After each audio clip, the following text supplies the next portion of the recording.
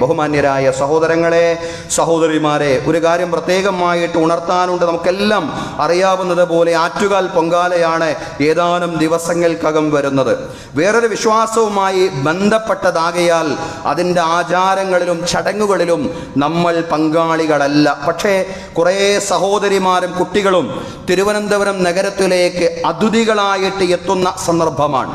അവരുടെ ഏറ്റവും നല്ല ആതിഥേയരായിട്ട് മാറാൻ നമുക്ക് സാധ്യമാവണം. റമദാനിലാണ് ഈ വർഷം യാദൃശ്ചികമായിട്ട്, കഴിഞ്ഞ വർഷവും അങ്ങനെയായിരുന്നു ഈ പൊങ്കാല ഉണ്ടാവുന്നത്.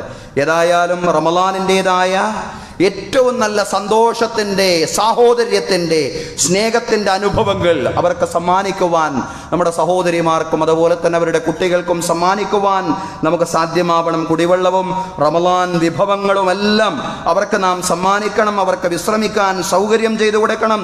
നമ്മുടെ മസ്ജിദുകളും വീടുകളുമെല്ലാം അവരുടെ മുമ്പിൽ പൂർണ്ണമായും തുറക്കപ്പെടുന്ന ഒരു സാഹചര്യം തീർച്ചയായും ഉണ്ടാവേണ്ടതുണ്ട്.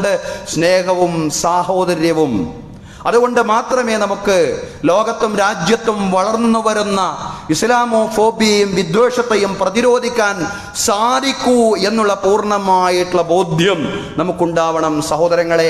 അതിനുള്ള ആ ഒരു നമ്മുടെ സ്നേഹത്തിൻ്റെ, സാഹോദര്യത്തിൻ്റെ നല്ല നല്ല ആവിഷ്കാരത്തിലുള്ള സന്ദർഭമാണ് ഇതുപോലുള്ള സന്ദർഭങ്ങൾ എന്ന് പറയുന്നത്. അല്ലാഹു തആല അള്ളാഹുവിൻ്റെ പ്രീതി ഉദ്ദേശിച്ചുകൊണ്ട് ജാതിമത വ്യത്യാസങ്ങളില്ലാതെ എല്ലാവർക്കിടയിലും സ്നേഹവും സാഹോദര്യവും ശക്തിപ്പെടുത്താൻ വേണ്ടി നാം നടത്തുന്ന എല്ലാ ശ്രമങ്ങളെയും പടച്ചതമ്പുരാൻ നമ്മിൽ നിന്ന് സ്വീകരിക്കുമാറാവട്ടെ.